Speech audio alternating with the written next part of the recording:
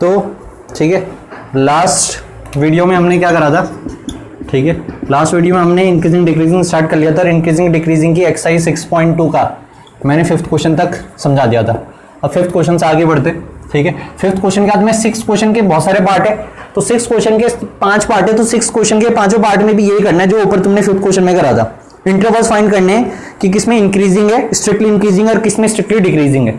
अब मेरी बुक में स्ट्रिक्टली इंक्रीजिंग लिख रखा, तो कंफ्यूज मत होना, तुम्हारी बुक में जो भी लिख रखा, ठीक है। तो हमने इंटरवल्स फाइंड करने हैं in which the function are strictly increasing और स्ट्रिक्टली डिक्रीजिंग। तो मैं इसका थर्ड पार्ट करा रहा हूं। थर्ड पार्ट तुम्हारा इसलिए करा रहा हूं क्योंकि वैसे तो ये भी आसान है, लेकिन थर्ड पार्ट इसलिए कर रहा हूं कि तुम्हारा रिवीजन हो जाए। तो थर्ड पार्ट कह रहा है, थर्ड पार्ट में फंक्शन कितना दे रखा बताओ।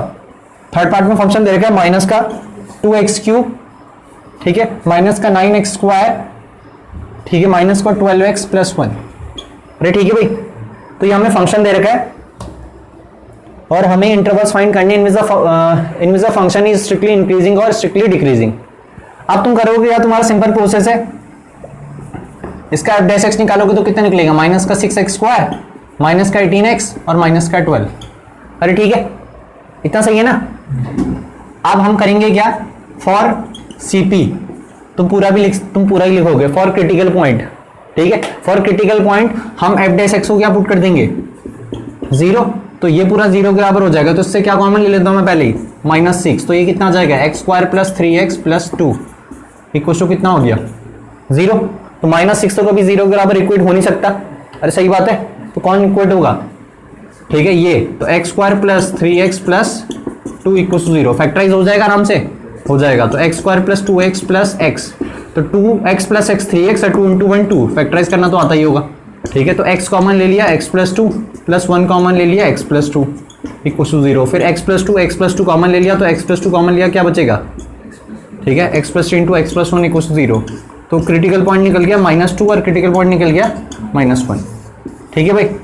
अब ठीक है, हमें क्या बनानी है, ठीक है, एक नंबर लाइन बनानी है। तो नंबर लाइन तुम बना के दिखा भी सकते हो, तुम ऐसे लिखोगे। तो सबसे छोटा क्या इनमें से, अरे -2 छोटा है ना, और यहां पे लिख देना -∞ और यहां लिख दो +∞। तो 3 इंटरवल बनेंगे, 1 2 3। तो -∞ से -2। अब क्योंकि मुझे स्ट्रिक्टली इंक्रीजिंग के इंटरवल्स निकालने हैं, तो मैं इन पे साइन कैसे लाऊंगा, ओपन इंटरवल, क्योंकि ओपन में वो नहीं लेंगे, क्योंकि अगर उन नंबर्स को ले लिया ना तो f' 0 आ जाएगा। और f' 0 कब आता है, जब सिंपल इंक्रीजिंग हो या डिक्रीजिंग हो, बताया था ना। अगर सिंपल इंक्रीजिंग हो तो f' की वैल्यू > 0 होती है इंक्रीजिंग में, और स्ट्रिक्टली इंक्रीजिंग में 0 नहीं आएगा, ठीक है, बस ये फर्क है। अरे ठीक है, तो अब लेकिन मैंने ये भी बताया था कि भाई जब इन्फिनिटी लिखते हैं या -∞ लेते हैं, तो कभी भी इस पे क्लोज इंटरवल नहीं आ सकता, इस पे तो हमेशा ही ओपन इंटरवल आएगा, ठीक है। क्यों, क्योंकि कोई फिक्स नंबर नहीं है, समझे। तो पहला इंटरवल बना -∞ से -2, दूसरा इंटरवल क्या बना, -2 से, ठीक है, यहां पे लिख देता हूं इसे, सबसे बढ़िया। तो सबसे पहला इंटरवल बना -∞ से -2, और फिर दूसरा इंटरवल क्या बना, -2 से -1, और तीसरा इंटरवल क्या बना, -1 से ∞।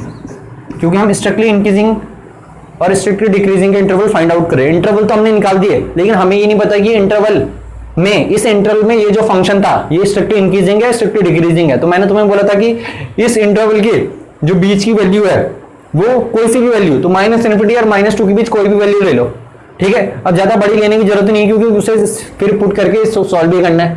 तो -2 से छोटा क्या है वो नंबर ले लो, -3। अरे सही बात है, इस -3 इसके बीच आता है ना, तो -3 को तुम यहां पे पुट करके देखो f' में, कहां पे पुट करके देखना है, f' में। तो अगर f' 0 से बड़ा आ गया, ठीक है, तो इसका मतलब क्या है, स्ट्रिक्टली इंक्रीजिंग इंटरवल है, और 0 से छोटा आ गया तो स्ट्रिक्टली डिक्रीजिंग इंटरवल है, ठीक है। तो -3 पुट करो, तो -6 तो तुमने पहले से कॉमन ले रखा। अब कैलकुलेशन आसान करने के लिए -6 कॉमन ले लो पहले। अरे सही है, तो ये तो बचेगा, देखो, अरे f' ये तो है, तो अब इसमें क्या पुट कर दूं, -3। तो -3 का स्क्वायर कितना होगा, +9, और ये कितना हो जाएगा, -9, कैंसल आउट हो जाएगा। तो ये 2 और ये -6, तो -12 आएगा। तो -12 क्या, <0, तो ये इंटरवल निकल गया स्ट्रिक्टली डिक्रीजिंग, ठीक है, समझे। तुम्हें सिंपल ये लिखना है। अब तुम ये मत सोचना कि हम इसे करके दिखाएं या नहीं करके दिखाना, सिंपल लिखना है, ठीक है। तुम्हें उसने क्या बोला कि भाई इंटरवल फाइंड आउट करो जिसमें स्ट्रिक्टली डिक्रीजिंग स्ट्रिक्टली इंक्रीजिंग। हमने इंटरवल फाइंड आउट कर लिया, ठीक है। अब ये चीज जो मैं बता रहा हूँ ये रटनी नहीं है, ठीक है, लेकिन ज्यादा क्वेश्चन में अप्लाई होगी। अब जैसे हमने ये एक इंटरवल निकाल दिया ना, अब बाकी इंटरवल क्या होते हैं, ठीक है, जस्ट अपोजिट होते हैं, strictly decreasing, strictly increasing, strictly decreasing. लेकिन ये रटना नहीं है, ये कहां नहीं लगेगा वो मैं तुम्हें सिखाऊंगा, ठीक है। क्या ये हर जगह आंख बंद करके मतलब आता है ना, ध्यान रखना, नहीं तो फिर तुम खुद ही बोलोगे कि भैया हमारा आंसर नहीं आ रहा, या ये सॉल्व नहीं हो रहा है, या पीछे वाला आंसर मैच नहीं कर रहा है, ठीक है। लेकिन ज्यादातर में लग जाएगा, ये कहां नहीं लगेगा मैं समझा दूंगा, ठीक है। फिफ्थ क्वेश्चन में हमने यही समझना है, जो 6 का फिफ्थ पार्ट करना ना, फिफ्थ पार्ट उसने इसीलिए दे रखा है, ठीक है, कि जैसे हमें रटा दिया जाता है ना कि भाई अब सीधा जो भी यहाँ पे आया उसका अपोजिट यहाँ पे लिखो, फिर उसका अपोजिट यहाँ पे लिखो, तो फिफ्थ क्वेश्चन में फेल हो जाएगा, ठीक है। हाँ, लेकिन ये जो चीज सीखा ये 4 क्वेश्चन में अप्लाई होगी, लेकिन 5वें क्वेश्चन फेल हो जाएगा, तो वहां पे थोड़ा समझदारी दिखानी है। और क्या समझदारी दिखानी वो मैं समझा दूंगा। तो इंटरवल हमें निकालने थे, लेकिन पीछे ना कई बार आंसर पता है कैसे दिया रहता है, सुन लो, क्योंकि पीछे आंसर उन्होंने 2 साइड्स को ज्वाइन करा जाता है, क्योंकि स्ट्रिक्टली डिक्रीजिंग है, स्ट्रिक्टली डिक्रीजिंग है, तो वो क्या करते हैं, स्ट्रिक्टली डिक्रीजिंग वालों को ऐसे लिख देते हैं, -∞ से इन्फिनिटी टू यूनियन -1 से इन्फिनिटी। तो ये जो पूरा सेट होगा, ये कौन सा सेट होगा, स्ट्रिक्टली डिक्रीजिंग का सेट होगा, समझे। और ये पूरा किसका सेट होगा, ये पूरा सेट होगा स्ट्रिक्टली डिक्रीजिंग का। और स्ट्रिक्टली इंक्रीजिंग का जो सेट होगा वो क्या होगा, -2 से -1, ठीक है। तो तुम्हें ऐसे घबराने की जरूरत नहीं कि क्या है, ठीक है, तुम्हें सिंपल करना है। अरे ठीक है भाई। और अगर किसी बुक में सिर्फ कह रखा है, स्ट्रिक्टली नहीं कह रखा, सिर्फ इंक्रीजिंग फंक्शन कह रखा है, डिक्रीजिंग, तो तुम इस पे क्लोज ब्रैकेट लगा देना, इन्फिनिटी को छोड़ के हर जगह क्या लगा देना, क्लोज ब्रैकेट्स। इन्फिनिटी पे कभी क्लोज ब्रैकेट नहीं आएगा, नंबर्स पे आएगा। अगर सिंपल इंक्रीजिंग डिक्रीजिंग कह रखा, मतलब वहां पे f' 0 आ सकता है, और वहां पे तुम ये वैल्यूज ले सकते हो, ठीक है। तो इसे देख लो, फिर हम करते हैं 6 का फिफ्थ पार्ट, जिसमें जो मैंने तुम्हें समझाना है। तो फिफ्थ पार्ट देखो, फिफ्थ पार्ट में क्या है, फिफ्थ पार्ट में मैं तुम्हें ये समझाऊंगा कि ऐसे आंख बंद करके नहीं करना कि strictly increasing, strictly decreasing, strictly increasing, ठीक है। तो वो स्पेशल क्वेश्चन है ये, कई बारी, ठीक है, ऐसे क्वेश्चन कई बारी बोर्ड में आ रखे, ठीक है, और इस साल आने के इनकी बहुत ज़्यादा चांसेस है, क्योंकि ठीक है वो ज़्यादा डिफिकल्ट क्वेश्चन नहीं देंगे मेरे हिसाब से, तो ठीक है। तो तुम्हें अपने बेसिक स्ट्रॉन्ग रखने बस। तो 6 का फिफ्थ पार्ट कर रहा हूँ, क्वेश्चन है x+1 का क्यूब, ठीक है, x-3 का क्यूब, और ये हमारा क्या है, fx, ये मैं खुद मान रहा हूँ, ठीक है। अरे ठीक है, तो इसके भी हमने क्या फाइंड करने हैं, स्ट्रिक्टली डिक्रीजिंग और स्ट्रिक्टली इंक्रीजिंग इंटरवल्स फाइंड करने हैं। तो सबसे पहले क्या कर दो बताओ, इसका कर लेते हैं डिफरेंशिएट, x+1 का क्यूब। तो x प्लस फर्स्ट फंक्शन को ऐसे लिखा, सेकंड फंक्शन का डिफरेंशिएट करा, तो x+1 के क्यूब को ऐसे लिखा, x-3 के क्यूब का डिफरेंशिएशन कितना हो जाएगा बताओ, 3x-3 का होल स्क्वायर प्लस x-3 के क्यूब को ऐसे लिखा, फिर इसका डिफरेंशिएशन कितना हो जाएगा 3, ठीक है भाई। अब करो क्या, ठीक है, इसे थोड़ा अच्छे स्ट्रक्चर में लिख देते हैं। पहले अच्छे स्ट्रक्चर का मतलब है कॉमन ले लेते हैं, ठीक है। तो अभी मैंने सिर्फ 0 के बराबर नहीं रखा, f'(x), अब यहां से क्या कॉमन दिखाई दे रहे हो, 3x+1 का स्क्वायर, क्यूब है ना, तो x+1 का स्क्वायर दोनों जगह से कॉमन दिखाई दे रहा, और x-3 का भी स्क्वायर दोनों जगह से कॉमन दिखा रहा। तो क्या बचेगा अंदर बचेगा यहाँ x+1, और यहाँ क्या बचेगा x-3। तो इसे सॉल्व करोगे तो 2x माइनस, बताओ कितना आ जाएगा, 2x - 4 आ जाएगा। फिर 2x - 4 से क्या कॉमन लोगे, अच्छा 2x - 2 आएगा, फिर 2 कॉमन ले लोगे तो कितना आ जाएगा, तो मतलब इसकी जगह मैं 2x - 2 लिख सकता हूँ, फिर 2x - 2 को मैं ऐसे लिख सकता हूँ। तो मैंने डायरेक्ट यहाँ पे ये लिख दिया, ठीक है, कंफ्यूज मत होना। तो मैंने क्या लिख दिया 3, तो 3 की मल्टीप्लाई 2 के साथ हो जाएगी, तो कितना हो जाएगा 6 × x+1 का होल स्क्वायर और x-3 का, ठीक है, होल स्क्वायर, और यहाँ पे आ गया x-1। अब ये आ गया तुम्हारा सही स्ट्रक्चर में। अब इस f(x) को क्या पुट कर लो, for CP, for critical point, तो पूरा लिखना फॉर क्रिटिकल पॉइंट, ठीक है, पुट f(x) इक्वल कितना 0। तो f(x) को जब 0 के बराबर रखोगे तो बताओ 6 कभी 0 के बराबर आ सकता है, कभी नहीं आ सकता। हाँ, x+1 का होल स्क्वायर 0 के बराबर आ सकता है ना। अरे मतलब इसका मतलब यही तो होता है, मैं तुम्हें समझा भी देता हूँ, 6 × x+1 का होल स्क्वायर इंटू x-3 का होल स्क्वायर इंटू x-1। अब इसका मतलब है क्या, ये 6 तो कभी 0 वगैरह पे हो नहीं सकता। फिर देखो ये पूरा 0 कब होगा, जब x की वैल्यू -1 होगी तो पूरा 0 हो सकता है, तो x की वैल्यू -1 हो सकती है। फिर अगर x की वैल्यू 3 होगी तो पूरा 0 हो जाएगा, बैलेंस हो जाएगा, तो मतलब x की वैल्यू 3 भी हो सकती है। फिर अगर x की वैल्यू 1 हो जाएगी तो भी पूरा 0 हो जाएगा, तो मतलब x की वैल्यू कितनी हो सकती है, तो x की 3 वैल्यू आई है। ठीक है, ये समझ में आ गया ना।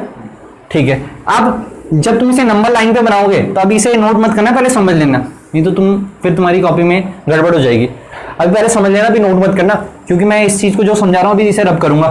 तो x इक्वल टू -1, तो -1 सबसे पहले आएगा, फिर 1 आएगा, फिर क्या आएगा 3, फिर -∞, और फिर यहाँ क्या आएगा +∞। तो अगर वैसे देखा जाए तो कितने इंटरवल बने, 4 इंटरवल बने, लेकिन इसमें 4 इंटरवल नहीं बनेंगे, इसमें सिर्फ 2 इंटरवल बनेंगे।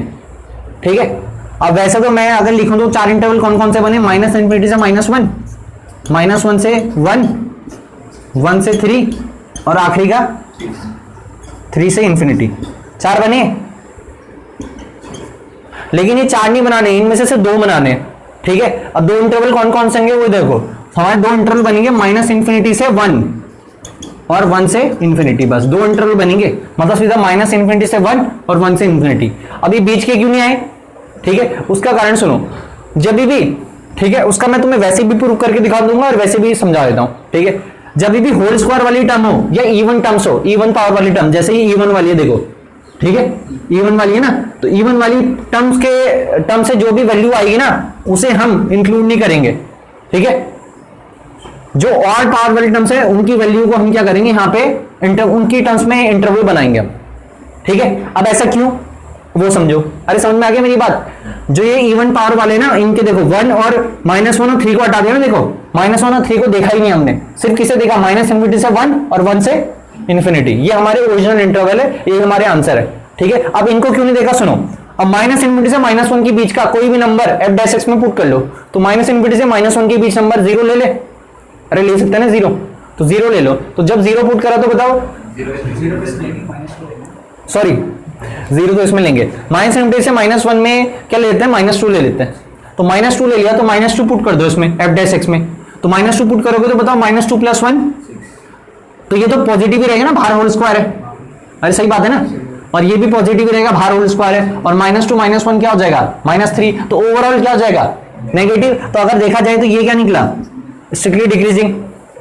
सही है, फिर -1 से 1 भी चेक कर लो, तो -1 से 1 चेक करोगे तो कितना आएगा, मतलब -1 से 1 के बीच कोई भी वैल्यू पुट कर लो, -1 से 1 के बीच क्या है 0, तो 0 को यहाँ पे डालो तो 0 0, तो स्क्वायर है तो पॉजिटिव ही आएगा, ये भी पॉजिटिव ये भी पॉजिटिव, लेकिन ये क्या है नेगेटिव, तो ये भी क्या निकल गया। तो अगर तुमने याद कर रखा ना कि भाई एक इंक्रीजिंग है या एक डिक्रीजिंग है तो अगला वाला इंक्रीजिंग होगा, तो वो यहाँ पे फेल हो जाएगा।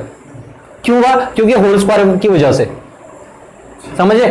तो इसीलिए इन दोनों को मैं अलग अलग नहीं लिखूंगा, इस पूरे को एक साथ लिखूंगा, -∞ से 1 क्या आएगा, स्ट्रिक्टली डिक्रीजिंग आएगा ये, समझिए। अब अलग अलग लिखने को जाए एक साथ ही लिख लो तो ज्यादा बढ़िया नहीं है, ये तो यूनियन लगाना पड़ेगा, यूनियन लगा के भी आंसर यही आएगा। सही है, ये गलत नहीं है, लेकिन तुम आंख बंद करके वो मत कर देना कि स्ट्रिक्टली डिक्रीजिंग निकला तो अगला वाला इंक्रीजिंग होगा, वो गड़बड़ हो जाएगी यहाँ पे। ठीक है, फिर 1 से ∞, फिर चेक कर लेना 1 से 3, इसका आंसर पॉजिटिव आएगा, करके देख लेना तुम, तो ये होगा स्ट्रिक्टली इंक्रीजिंग। और 3 से ∞ भी पुट करके देखना, ये क्या आएगा, ठीक है स्ट्रिक्टली इंक्रीजिंग। इसलिए स्ट्रिक्टली इंक्रीजिंग 1 से लेकर ∞ तक क्या आएगा, स्ट्रिक्टली इंक्रीजिंग। ठीक है, तो ये ध्यान रहेगा बस इसमें, यही इसीलिए एनसीईआरटी में क्वेश्चन दे रहेगा तुम्हें। ठीक है, तो तुम्हें बस ये लिखना है। ठीक है, बाकी तो ये हमारा इसको करने का तरीका। ठीक है भाई, करो, फिर अगला क्वेश्चन करेंगे।